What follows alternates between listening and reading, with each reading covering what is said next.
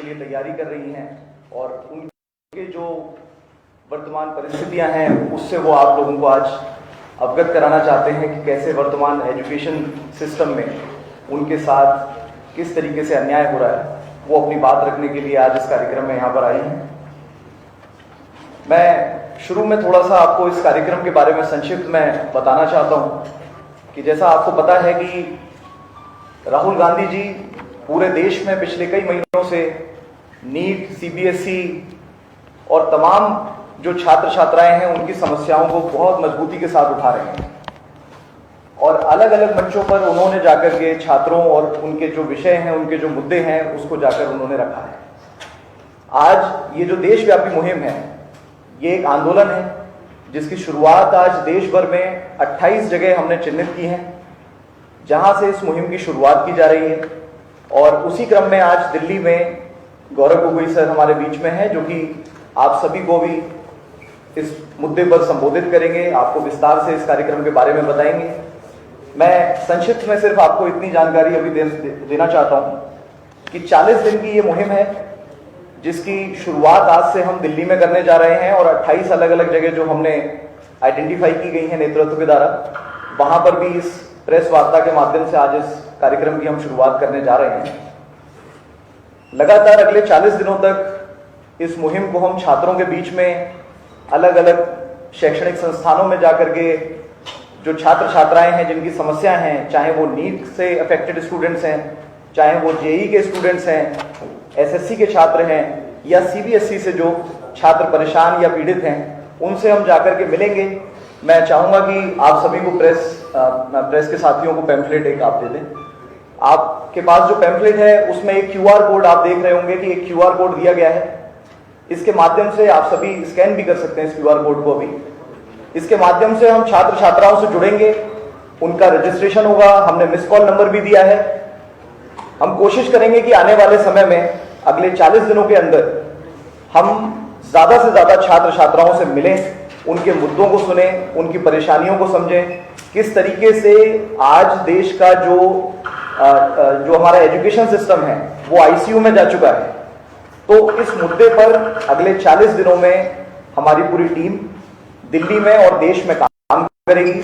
और मैं बताना चाहता हूं आपको कि हम इसमें कॉर्नर मीटिंग्स, इंडोर मीटिंग्स और उसके साथ साथ हम इसमें संवाद, संविधान संवाद और साथ ही पैम्फलेट डिस्ट्रीब्यूशन के साथ हम टाउन हॉल मीटिंग्स भी करेंगे, जिसके माध्यम से बड़ी संख्या में छात्र छात्राओं तक हम पहुंचने का प्रयास करेंगे। और हमारा ये कार्यक्रम लगातार, इसका जो फर्स्ट फेज है वो 9 अगस्त तक चलेगा और ये तय हुआ है कि अगर आने वाले 9 तारीख तक जो हमारी मांगे हैं उन पर अगर सुनवाई नहीं होती है तो दिल्ली चलो का नारा राहुल जी के नेतृत्व में हम लोग दे रहे हैं और पूरे देश भर से छात्र छात्राएं दिल्ली आकर के पार्लियामेंट का घेराव करेंगे। जो नकारा हमारे शिक्षा मंत्री हैं, जिनका नाम अब लीग प्रधान हो चुका है, उनके इस्तीफे की मांग पूरे देश से छात्र छात्राएं आकर के यहाँ पर दिल्ली में करेंगे। और अब मैं चाहता हूं कि जो हमारे साथ में यहाँ 2 छात्राएं हमारे बीच में उपस्थित हैं, उनके कुछ अनुभव हैं इस दौरान, किस तरीके से मानसिक तनाव से उन लोगों ने और उनके परिवारों ने जो झेला है वो आपके बीच में जल्दी संक्षिप्त में रखना चाहती हैं। तो मैं निवेदन करूंगा कि हमारे बीच में सोनाक्षी और श्वेता मौजूद हैं, वो आपसे जल्दी से अपनी बात एक बार रखें। सोनाक्षी को दे दीजिए। कोई बात नहीं, सोनाक्षी को आप इधर आ जाओ। आप इधर बैठ जाओ। इधर आओ।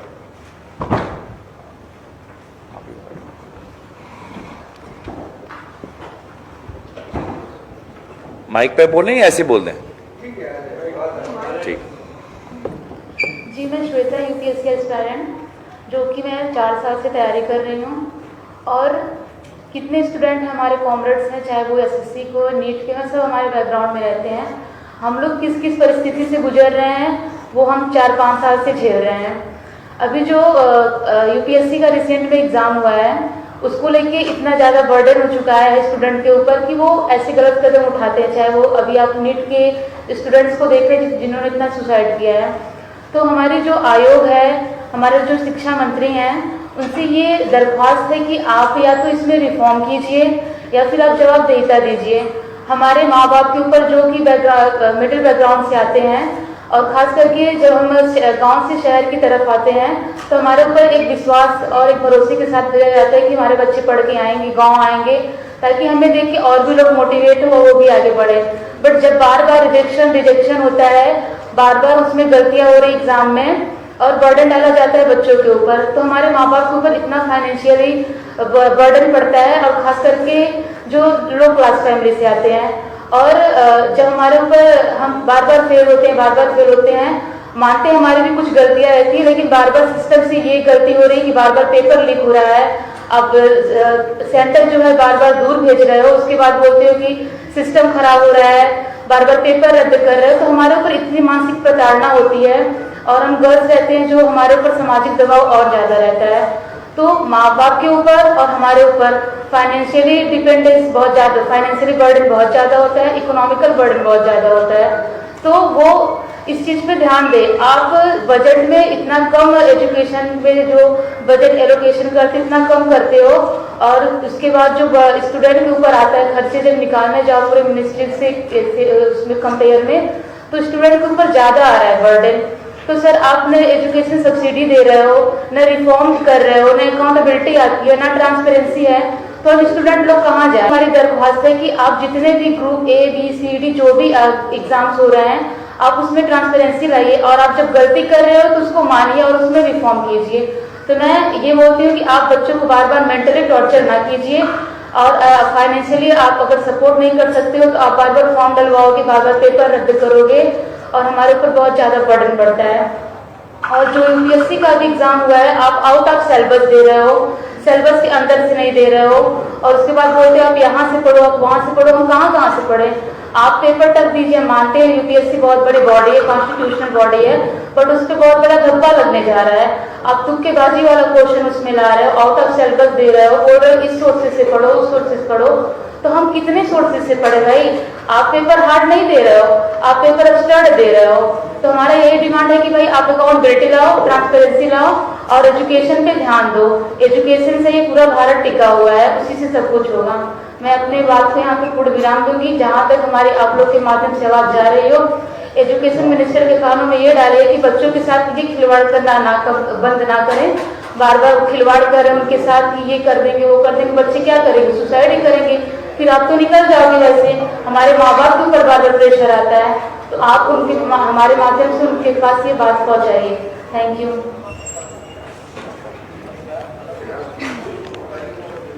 मैं सोनाक्षी यादव, मैं पिछले 3 साल से यूपीएससी की तैयारी कर रही हूँ और मैं बिहार से आती हूँ, जहाँ पे लड़कियों को बाहर भेजना बहुत मुश्किल होता है। पता नहीं घर में कितने सारे हम वादे प्रॉमिस करके आते हैं कि हम आएंगे और यूपीएससी क्रैक करके या अदर कोई भी एग्जाम क्रैक करके जाएंगे। मेरा सवाल यह है यूपीएससी आयोग से, जो आपने सिलेबस में दिया है वो देश के लाखों अभ्यर्थियों के साथ धोखा कर रहे हैं। जो आप सिलेबस सी सेट के बारे में मैं कहना चाहती हूँ, जो आपने सिलेबस में दिया है सी सेट को 10th लेवल से पूछा जाता है, क्या इस बार का सी सेट 10th लेवल का था? आप कैट लेवल के पूछते हैं। जो बच्चे गांव से आते हैं वो 10th के बाद मैथ नहीं उनको पता रहता है क्योंकि वो आर्ट लिए रहते हैं। आपका एजुकेशन इतना खराब है, आप सरकारी स्कूल में जाके देखिए, 1 क्लास का बच्चा सिंपल जोड़ घटा भी नहीं जानते हैं। और वैसे बच्चे अगर वो चाहें कि हम यूपीएससी या अदर एग्जाम क्रैक करेंगे तो आउट ऑफ सिलेबस पूछते हैं। तो मैं यूपीएससी आयोग से यही कहना चाहती हूँ कि आप सिलेबस से पूछिए, सिलेबस से आप कितने भी हार्ड देंगे हम उसके लिए तैयार हैं। मैं अपने वाणी को यहीं पे विराम देती हूँ। धन्यवाद। धन्यवाद। इनको आप रिक्वेस्ट कर दो। मैं निवेदन करूंगा कि अब आप अपना आराम से अपनी बात आगे की प्रश्नोत्तर बढ़ाएं। शुक्रिया। साथियों, अब आगे के लिए मैं निवेदन करूंगा हमारे नेता गौरव गोगोई सर से कि वो आपको इस विषय पर विस्तार से अपनी बात रखें और इस कार्यक्रम को इस प्रेस वार्ता को आगे बढ़ाएं। धन्यवाद साथियों। जैसे कि आपने दोनों बेटियों की और युवा साथियों की बात सुनी कि एक भरोसा लेकर हमारे भारत के छात्र समाज आते हैं गांवों से, ढानियों से, छोटे छोटे कस्बों से, और एक विश्वास के साथ आते हैं कि वे इस परीक्षा के द्वारा जीवन में सफलता प्राप्त करेंगे और अपने परिवार का नाम, अपने गांव का नाम रोशन करेंगे और अपने व्यक्तिगत जो उनके सपने हैं उन सपनों को वो साकार करेंगे। लेकिन उनकी आवाज़ में आपने उनके दर्द को सुना, उनके गुस्से को सुना, उनके दुख को सुना कि बार बार जो उनका भरोसा होता है वो भरोसा उनका बार बार टूट जाता है। और जब उनका भरोसा, भारत के छात्रों का भरोसा टूटता है बार बार इन परीक्षाओं में जो विभिन्न विफलताओं के कारण, तो ये जो उनके साथ, उनके सपनों के साथ जो खिलवाड़ हो रहा है उसकी जिम्मेवारी कौन लेगा? और ये वही चाहते हैं कि अगर उनके साथ अन्याय हो रहा है, उनके माताओं पिताओं के ऊपर आर्थिक बोझ पड़ रहा है, तो इन सब के पीछे कोई तो होगा जो जवाबदेही लेगा, जो जिम्मेवारी लेगा।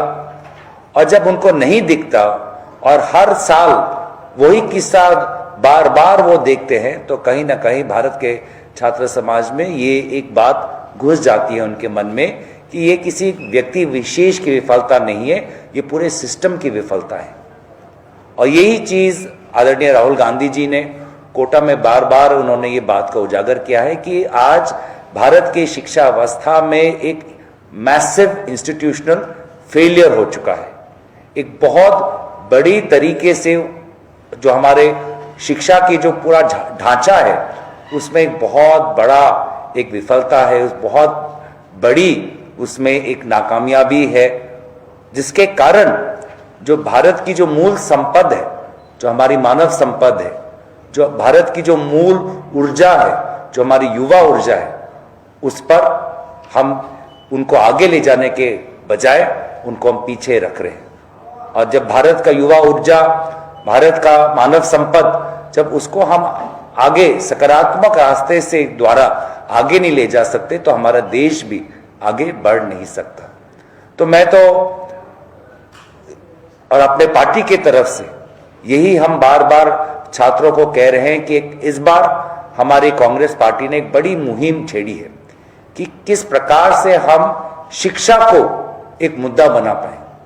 शिक्षा जो हमारे भारत के मध्यम वर्ग और गरीब वर्ग से जुड़े हुए उनके उस गरीबी से निकलने के लिए बहुत बड़ा माध्यम है, उसमें जो आज विफलताएं आ चुकी हैं उसको कैसे हटाएं, उस मुद्दे को लेकर आज राहुल गांधी जी और कांग्रेस पार्टी आगे बढ़े हैं। और विशेष रूप से इंडियन यूथ कांग्रेस और एनएसयूआई ने छात्रों की गूंज, ये 40 दिन की एक मुहिम को उन्होंने राहुल गांधी के साथ विचार विमर्श करने के बाद उसको आगे लेके गए। मैं बस उदाहरण देना चाहूंगा कि ये आज जो हम बातें कर रहे हैं ये सिर्फ 2026 की नहीं है। जो विफलताओं की एक जो वो लकीर है कितनी लंबी है, उसका बस मैं हल्का सा आपके सामने एक झलक रखना चाहूंगा। 2024 में एक मीडिया के आर्टिकल में, 31 जुलाई को एक मीडिया के आर्टिकल में आया था कि 10 वर्षों में लगभग 89 सस्पेक्टेड पेपर लीक आए हैं, जिसमें से लगभग 6.5 करोड़ कैंडिडेट्स प्रभावित हुए। आप सोच सकते हो कि ये सिर्फ एक पेपर लीक की बात नहीं है या एक साल की बात नहीं है। उसी रिपोर्ट के अनुसार कम से कम 48 एग्जाम्स में रीटेस्ट हुआ है और 22 एग्जाम्स होने से पहले ही कैंसिल हो गए। तो इससे बार बार जो इन हमारे साथियों ने कहा कि एक मानसिक रूप से एक बोझ पड़ता है, एक मेंटल टॉर्चर उन्होंने कहा। कितना बड़ा शब्द है। हैरेसमेंट नहीं कहा, प्रेशर नहीं कहा, स्ट्रेस नहीं कहा, टॉर्चर कहा। और इसी बात को हम समझते हैं और राहुल गांधी जी बहुत खूबी से समझते हैं, क्योंकि उन्होंने वो बार बार नीट के छात्रों से मिले हैं। उन्होंने सदन के अंदर भी ये बात उठा दी है कि नीट और ये विभिन्न परीक्षा ये कमर्शियल हो गया है। ये पूरी तरीके से कमर्शियल एक नजरिए से इन पेपर का पूरा एग्जाम्स का इम्प्लीमेंटेशन होता है और कितना उसमें धांधली है। 26 जून 2024 में एक और मीडिया के आर्टिकल में एक रिपोर्ट आया है कि 2019 के बाद नीट अंडर यूजी 2024 को छोड़कर कम से कम 64 major exams paper leak allegation से प्रभावित हुए हैं और 19 राज्यों में फैले हैं। इसी रिपोर्ट के अनुसार इनमें से 45 गवर्नमेंट रिक्रूटमेंट एग्जाम्स थे और कम से कम 27 एग्जाम्स कैंसिल या पोस्टपोन हुए हैं। कहां कहां प्रॉब्लम्स हैं, हमने विभिन्न माध्यमों में इस चर्चा की है कि कहां पेपर सेटिंग में, कहीं प्रिंटिंग प्रेस में, कभी ट्रांसपोर्ट में, कभी एग्जाम सेंटर में और एग्जाम हॉल तक। तो कहां कहां ये जो माफिया है और कहां कहां से ये पेपर लीक होते हैं ये हमें पता चल गया है। 25 जून 2024 में एक और मीडिया के आर्टिकल के एक स्टिंग ऑपरेशन उन्होंने किया जिसमें जो एक पेपर लीक ऑपरेटर है उसने खुद ही बोला है कि इसमें क्या डर है, पहले जेल फिर बेल और उसके बाद खेल, तो कोई डर नहीं। और यही बच्चे बार बार पूछते हैं कि इतने बार 10 सालों से हो रहा है, कौन से बड़े अपराधी को सरकार ने 10 साल की सजा दी है, किस बड़े व्यक्ति को पकड़ा है, और सरकार इस प्रश्न का एक भी उत्तर नहीं दे सकती। सर का, एक भी बड़े मंत्री का, एक भी बड़े ये माफिया का एक भी ऐसा नाम नहीं दे सकते जिसको सरकार उदाहरण के रूप से कह सकते हैं कि हमने कड़ी से कड़ी और सख्त से सख्त हमने निर्णय लिया है। आज गुजरात में के रिक्रूटमेंट स्कैम के अनुसार गुजरात में के 11 वर्षों में 11 पेपर लीक केसेस हुए हैं। 201 अक्यूज थे और 10 केसेस में चार्जशीट फाइल हुई है। तो बार बार सरकार छात्रों से मेहनत तो मांगती है लेकिन क्वेश्चन पेपर सुरक्षित नहीं रख पाती। तो ये पेपर लीक नहीं है, ये भविष्य लीक है और एग्जाम रिफॉर्म नहीं हो रहा, एग्जाम फ्रॉड हो रहा है। तो इसीलिए आपने देखा कि पिछले 10 वर्षों में कि जब भी भारत के समाज के किसी वर्ग पर अन्याय और अत्याचार होता है तो राहुल गांधी जी, कांग्रेस पार्टी उनके साथ खड़ी होते हुए नजर आती है। चाहे वो किसान हो, चाहे वो अग्निवीर हो, चाहे वो आदिवासी समाज हो, चाहे वो भारत के माइनॉरिटीज हो और आज चाहे वो भारत के छात्र समाज हो। तो एक इस मुहिम के द्वारा हमारा उद्देश्य है कि सबसे पहले कि एग्जाम जो सिस्टम है कि पूरी परीक्षा व्यवस्था में एक बदलाव आना चाहिए जिसमें से paper setting, printing, transport, exam centres, digital systems और वेंडर कॉन्ट्रैक्ट की ऑडिट हो ताकि और पेपर लीक ना हो। दूसरी मांग यह है कि शिक्षा मंत्री इस्तीफा दे, पेपर लीक माफिया से उनके संभावित संबंधों, वेंडर्स, ऑफिशियल्स और पॉलिटिकल प्रोटेक्शन नेटवर्क्स, इन सब की जांच हो। और तीसरा ये मांग ये है कि फिक्स्ड एनुअल एग्जाम और रिक्रूटमेंट की कैलेंडर लागू हो, एग्जाम डेट्स, रिजल्ट डेट्स और ज्वाइनिंग टाइमलाइंस पहले से घोषित हो और सख्ती से पालन हो। ये 3 बहुत स्पेसिफिक मांगे आज छात्रों की गूंज इस कैंपेन के द्वारा रखी गई है। एक QR कोड और वेबसाइट का उजागर राहुल गांधी जी ने भी किया है जिसके द्वारा वो भारत के छात्र समाज और युवा समाज से सजेशंस चाहते हैं, विचार चाहते हैं, परामर्श चाहते हैं कि शिक्षा अवस्था को हम कैसे और उसमें कैसे बदलाव ला सकते हैं। और यही राहुल गांधी जी की आशा है भारत के शिक्षा व्यवस्था को लेकर कि अब हमारी शिक्षा अवस्था ऐसी हो जिससे बच्चों अपने अपने सपने देखने के लिए उनको हौसला मिले। शिक्षा अवस्था ऐसी हो कि वे जो सपना देखे, बच्चों जो सपना देखे, युवाओं जो सपना देखे, छात्र जो सपना देखे, उस सपने को साकार करने में भारत की शिक्षा अवस्था उनको मदद करे। और तीसरा जो उन्होंने बार बार ये कहा है कि शिक्षा अवस्था ऐसे हो जो जिससे कि किसान का बेटा या कोई गाड़ी चालक की बेटी वो भी सफलता प्राप्त कर पाए और वो शिक्षा की इस अवस्था में, शिक्षा की इस जो अवस्था में भाग ले पाए, इतनी महंगी ना हो, ऐसी एक हमारी शिक्षा अवस्था होनी चाहिए। तो यही बात आज हमने इस प्रेस वार्ता के द्वारा छात्रों की गूंज की, इस कैंपेन की, इस मुहिम की प्रारंभ के बारे में कुछ बात आपके समक्ष रखे हैं।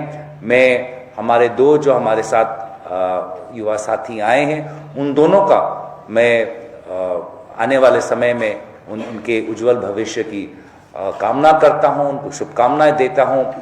और उनके परिवारों ने और भारत के जो विभिन्न जो हमारे लगभग 22 लाख छात्रों ने जो नीट की परीक्षा दी है, जो लगभग 5-6 लाख छात्रों ने जो यूपीएससी की परीक्षा दी हैं, और विभिन्न जो परीक्षा जो देते हुए जो छात्र के जो माताएं हैं, पिताएं हैं, उन्होंने जो आर्थिक संकट, आर्थिक बोझ लिया है, उन्होंने जो हौसला दिखाया है अपने बच्चों के परवरिश में, हमारे देश के माताओं और पिताओं को भी मैं अपने तरफ से मैं नमन करते हुए आज इस प्रेस वार्तालाप को, हमारी जो प्रारंभिक बातें हैं, यहीं पे समाप्त करते हुए, अगर आपके मन में कोई प्रश्न हो तो उस प्रश्न का उत्तर हम दे सकते हैं।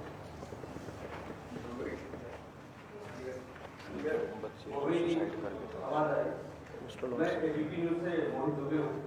आप लोग जो पूरे देश भर में छात्रों की गूंज कैंपेन के तहत लगातार छात्रों की आवाज को बुलंद कर रहे हैं, आने वाला मानसून सत्र भी है, शायद उस सत्र में इस मुद्दे को आप लोग उठाते हुए नजर आएंगे, संसद के भीतर भी प्रदर्शन करते हुए नजर आएंगे। और इसी से जुड़ा हुआ एक और छोटा सा सवाल है कि एक और आप छात्रों की बात कर रहे हैं, तो दूसरी ओर आज आपातकाल के मुद्दे पर भारतीय जनता पार्टी ने ये कहे कि सरकार एनसीईआरटी ने एक अध्याय नवी क्लास में जोड़ने का काम किया है कि आपातकाल का चैप्टर बच्चों को पढ़ाया जाए। इसको किस तरीके से देखते हैं? देखिए, आपने कहा कि विपक्ष किस प्रकार से इस मुद्दे को संसद के अंदर हम उठाएंगे, और आपने कुछ सुझाव भी या कुछ जानने की कोशिश भी की कि क्या हम इस बात को सदन के अंदर चर्चा के रूप में लाने की कोशिश करेंगे, क्या हम अगर चर्चा ना हो तो क्या हम धरना देंगे।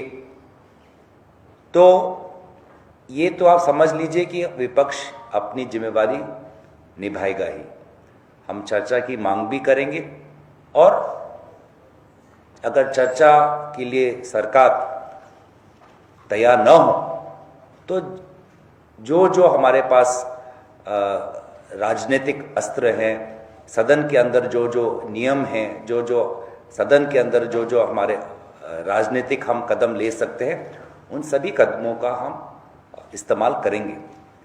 लेकिन मैं ये भी कह सकता हूँ, ये भी भविष्यवाणी दे सकता हूँ कि सरकार राजी नहीं होगी।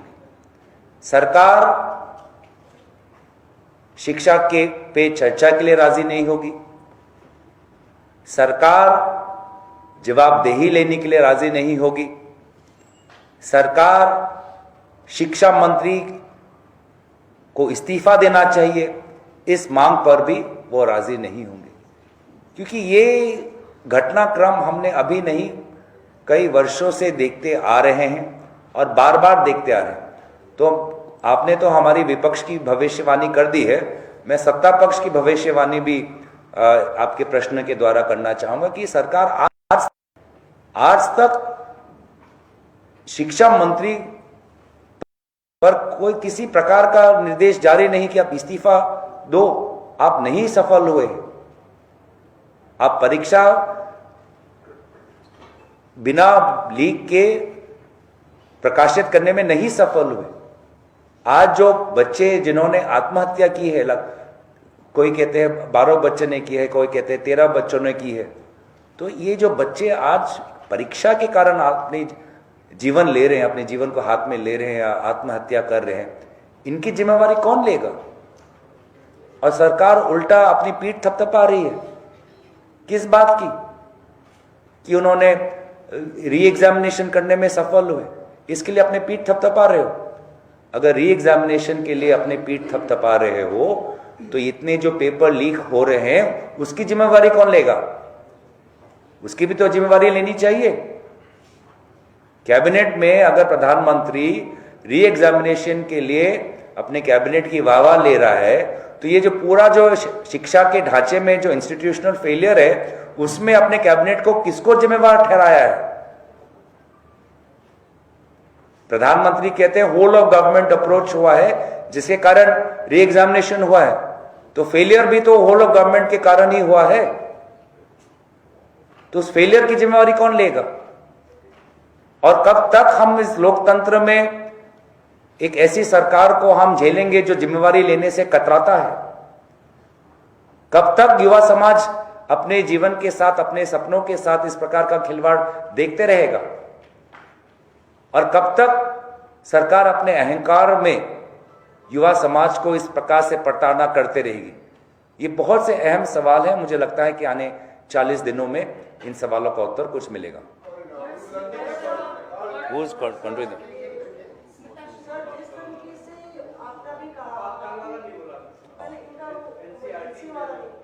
देखिए, और शिक्षा को लेकर ये सरकार का रवैया क्या है, वो तो बार बार राहुल गांधी जी अपने कोटा में के भाषण में कहा है कि शिक्षा को लेकर ये बस चाहते हैं कि अपने विचारधारा के लोगों को यूनिवर्सिटीज के चांसलर बनाया जाए, शिक्षा के द्वारा अपने ही विचारधारा के लोगों को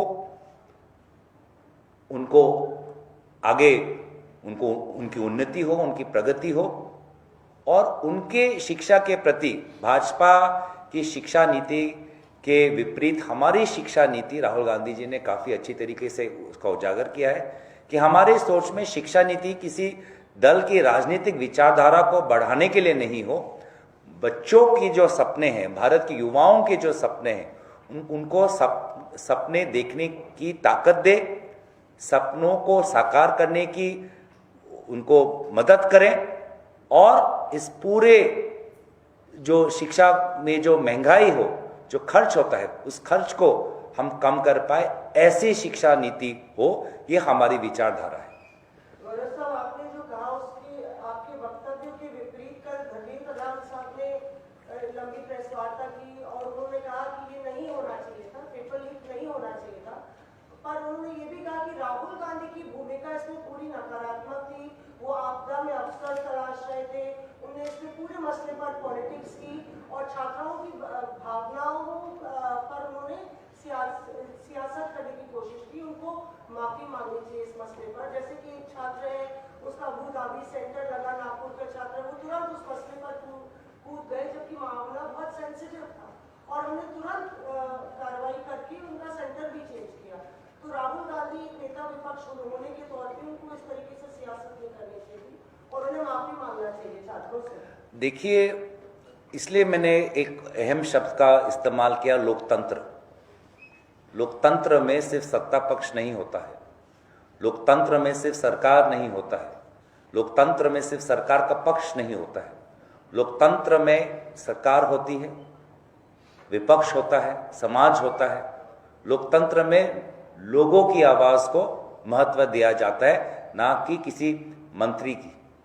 और जब आज भारत के लोकतंत्र में, भारत के लोकतंत्र के एक विशेष वर्ग, युवा समाज, जब अपनी बात रख रहे हैं, तो उन बातों को और वजन देने के लिए, उन बातों को एक उपयुक्त मंच देने के लिए ये काम आदरणीय राहुल गांधी जी कर रहे हैं। ये काम, ये मंच देने का ही उद्देश्य है छात्रों की गूंज का इस मुहिम को, और उनके, हमारे भारत के छात्र समाज के आवाज को और ताकत मिले, इसीलिए हम इस प्रकार के कदम और सवाल उठा रहे हैं। तो मैं तो बस यही समझ सकता हूं कि आदरणीय धर्मेंद्र प्रधान जी नहीं चाहते कि भारत के छात्र समाज के प्रश्नों को बल मिले। धर्मेंद्र प्रधान जी नहीं चाहते कि भारत के छात्र समाज जो उनके आज इस्तीफे की मांग कर रहे हैं, उस आवाज, उस मांग को और बल मिले। मैं तो यही समझ सकता हूं कि धर्मेंद्र प्रधान और भाजपा सरकार लोकतंत्र में विश्वास नहीं करते। वो नहीं चाहते कि उनकी गलतियों के कारण उनको कटघरे में भारत के समाज उनको रखे, लोकतंत्र में उनका विश्वास नहीं। तो ये उनके जो बातें हैं उनसे साफ साफ उजागर हो जाता है, और इसलिए बार बार इसके और इस उनके और उनके सरकार के इस प्रकार के सोच के कारण ही बार बार आज 10 वर्षों में लगभग 80 से ज्यादा पेपर लीक हो चुके हैं। इसलिए उनके कारण से भी आज बच्चों पे जो टॉर्चर है, आने वाले साल में उसको टॉर्चर से कोई राहत मिलेगी, आज वो भरोसा उनके मन से चला गया है। इसलिए आज एक आम गाड़ी चालक का बेटा या बेटी जब परीक्षा देना चाहती है और देखती है कि उसके साथ अन्याय होता है, तो एक और मांग वो कर रही है कि यूपीएससी की आज जो बात की है हमारे साथी ने, कि एक और बार यूपीएससी की एक और मौका उनको मिले, क्योंकि उनके साथ अन्याय हुआ है। तो ये दो जो सरकार की तरफ से जो जवाबदेही जिसकी मांग बार बार भारत के छात्र समाज कर रहे हैं, उस जवाबदेही के प्रति आज भी ये सरकार कतराती है, डरती है, भागती है, यही हम देखते हैं।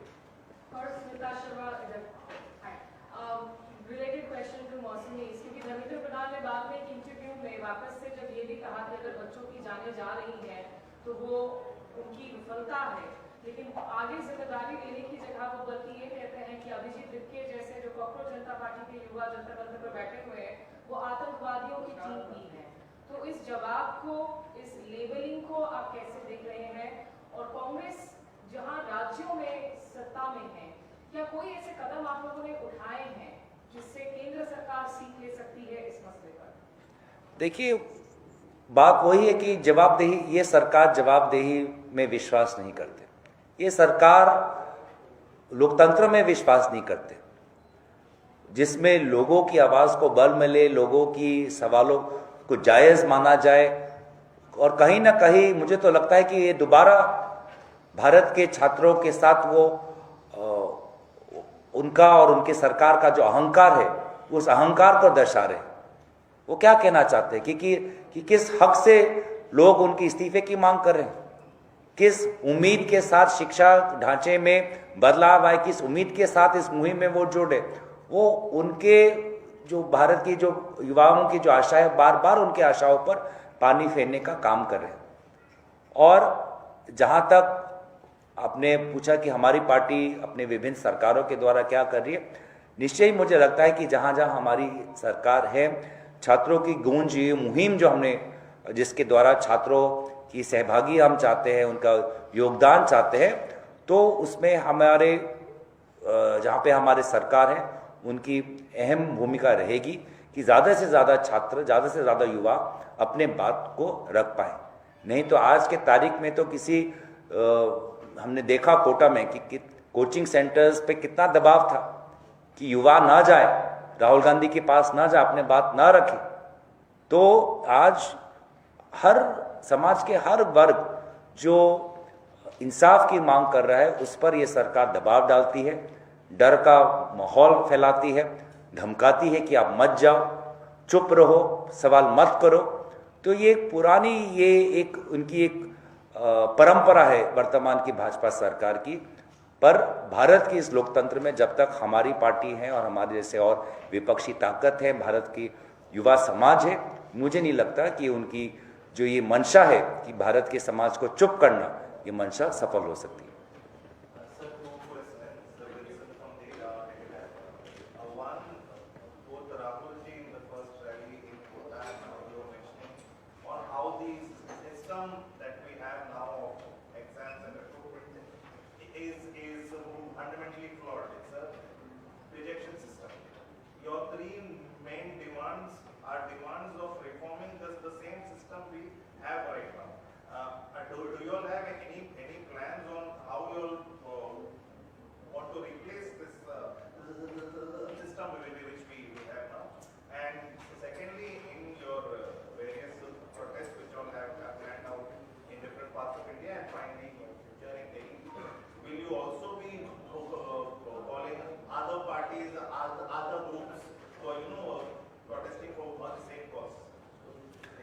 Let me specify कि through this campaign, छात्रों की गूंज, the party is reaching out to the constituency that is affected most with the present Indian education system, which are the young generation, today's aspirants, today's students who are preparing for exams, because they are on a day-to-day basis for the past so many years are facing the challenges and difficulties.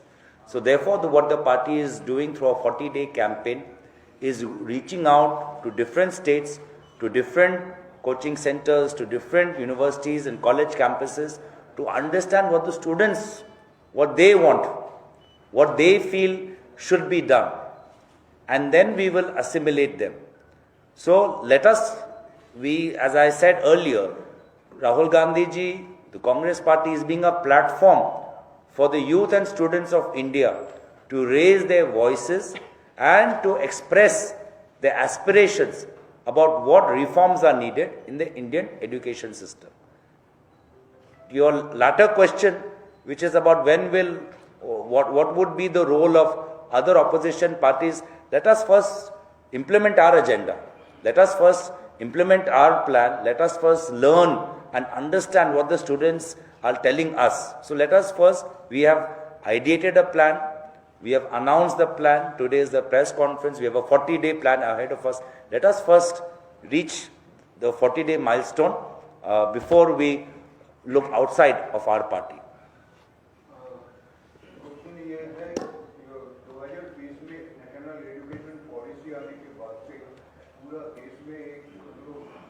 Uncertainty चल रहा है और latest ये है कि जो leakage, तो मेरे को ये जानना जरूरी है कि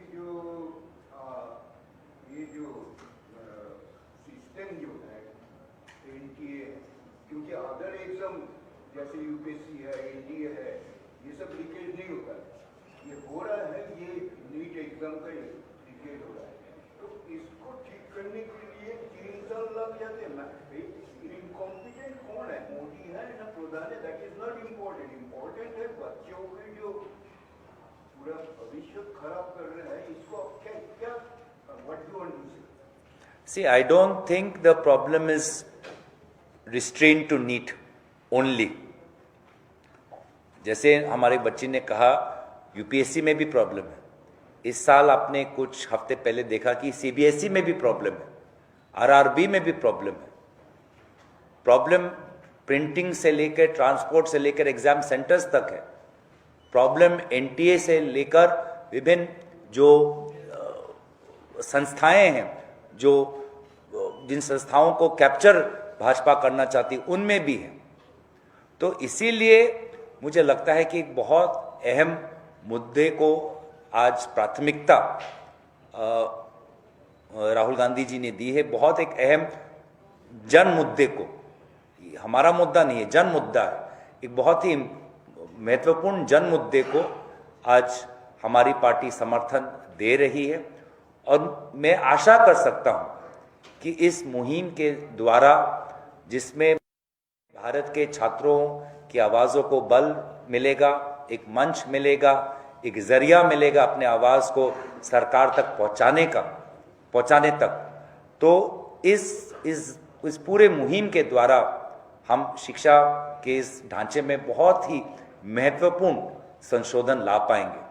और मेरा व्यक्तिगत रूप से ये भी मानना है, जो मैंने कहा कि भारत की एक मूल संपद है हमारे मानव संपद। आज हमारे भारत के ही लोग देश में नहीं, दुनिया के विभिन्न कोने में जाकर भारत के लिए सफलता लाभ करते हैं और भारत का नाम रोशन करते हैं। पर अगर हम अपने मानव संपद से जुड़े हुए जो सबसे मूल ढांचा है, शिक्षा का जो ढांचा है, उसके खामियों को जो अगर हम हटा नहीं सकते, तो आने वाले समय में भारत की उन्नति और विकास में भी जो हम बड़ा सपना देखते हैं, उस सपने को हम साकार नहीं कर पाएंगे।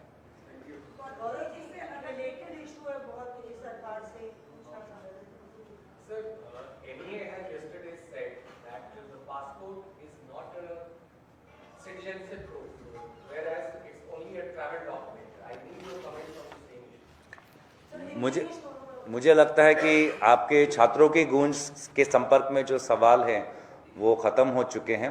तो मैं औपचारिक रूप से इस संवाद वेल को यहीं पे मैं ख़त्म करना चाहूँगा।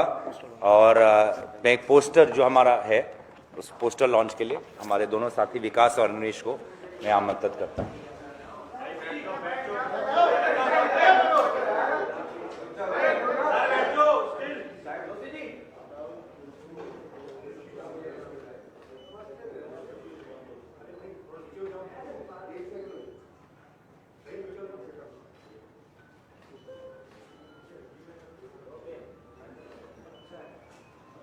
Thank you. आप सभी का